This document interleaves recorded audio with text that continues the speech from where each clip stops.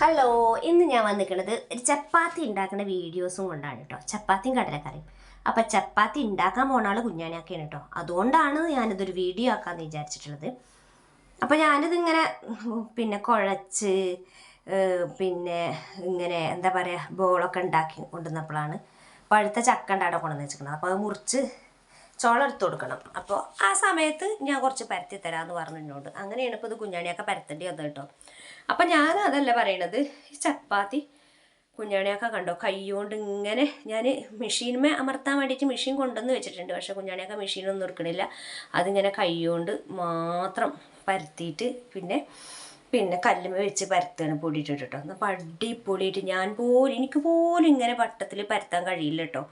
ഞാൻ ചപ്പാത്തി പരത്തുമ്പോൾ അതിൻ്റെ മൂലയും മുക്കൊക്കെ നീടിട്ടും കുറഞ്ഞിട്ടൊക്കെ ആയിരിക്കും കേട്ടോ. അപ്പോൾ ഏതായാലും മാഷാ അല്ലാ കുഞ്ഞാണിയൊക്കെ അടിപൊളിയായി ചപ്പാത്തി ഉണ്ടാക്കാൻ അറിയിട്ടോ. വെല്ലാൻ എന്നെ കൊണ്ട് കഴിയില്ല. അപ്പോൾ ഞാൻ ആദ്യം ചെറിയ ചട്ടിയിൽ ചുട്ടു, പിന്നെ ഒരു വലിയ ചട്ടി തന്നെ എടുത്തു പെട്ടെന്ന് ചുട്ട് തീരാൻ വേണ്ടി. ഞാനിങ്ങനെ ചപ്പാത്തി ഉണ്ടാക്കിയിട്ട് ഫ്രിഡ്ജിൽ ഒരു ടിന്നിൽ അടച്ച് വെക്കും കേട്ടോ. 2-3 ദിവസത്തിനൊക്കെ പരത്തി വെക്കും. അപ്പോൾ നമുക്കൊരു പണി ഒരുക്കാം കേട്ടോ. ചുടുന്നതിൻ്റെ കുറച്ച് മുന്നേ അരമണിക്കൂർ മുന്നേ പുറത്തേക്ക് എടുത്ത് വെച്ചിട്ട് അത് നല്ല തണുപ്പ് കഴിഞ്ഞിട്ട് വേണം നമുക്ക് ചുട്ടെടുക്കാൻ കേട്ടോ. ആ തണുപ്പോടെ നമ്മൾ ചുട്ടാൽ ചട്ടിയിൽ ഒട്ടിപ്പിടിക്കും. അങ്ങനെയൊക്കെയുള്ള പ്രശ്നങ്ങളാണ്. പിന്നെ അത് മാത്രമല്ല, നമ്മൾ ചൂടോടുക്കനെ തണുപ്പോടുക്കനെ ചൂടാക്കി കഴിക്കുന്നത് നമ്മളെ ആരോഗ്യത്തിനും കേടാണ്. അപ്പോൾ ദാ ഞാൻ ചപ്പാത്തിയൊക്കെ ഇന്നൊക്കേനും ആവശ്യത്തിനുള്ള ചപ്പാത്തിയൊക്കെ ചുട്ടെടുത്തിട്ടുണ്ട്. ഇന്നത്തെ വീഡിയോ ഇതാണ് കേട്ടോ കൂട്ടുകാരെ. ഇതിലേക്ക് ഞാൻ നല്ലൊരു അടിപൊളി കടലക്കറിയാണ് ഉണ്ടാക്കുന്നത്. കടലക്കറി ഞാൻ തലേ ദിവസം തന്നെ വെള്ളത്തിലിട്ട് കുതിർത്തിട്ട് വെച്ചിട്ടുണ്ട്. അത് പിന്നെ മഞ്ഞൾപ്പൊടിയും മല്ലിപ്പൊടിയൊക്കെ ഇട്ടൊന്ന് വേവിച്ചെടുത്തിട്ട് പിന്നെ ഞാൻ അതിക്ക് മസാല ഉണ്ടാക്കിയിട്ടാണ് വറുത്തരച്ച കടലക്കറിയാണ് ഉണ്ടാക്കാൻ പോകുന്നത്.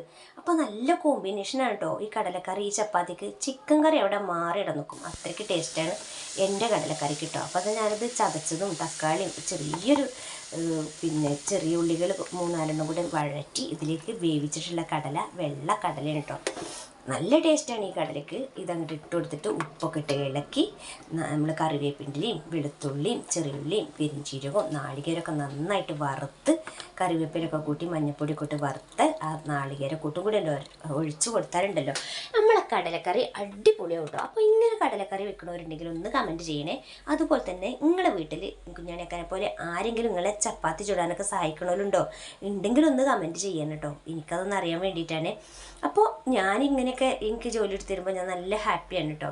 കാരണം നമ്മളെപ്പോഴും അടുക്കളപ്പണി എന്ന് പറഞ്ഞൊരു കാണാപ്പണിയാണല്ലേ, എത്ര എടുത്താലും കാണൂല.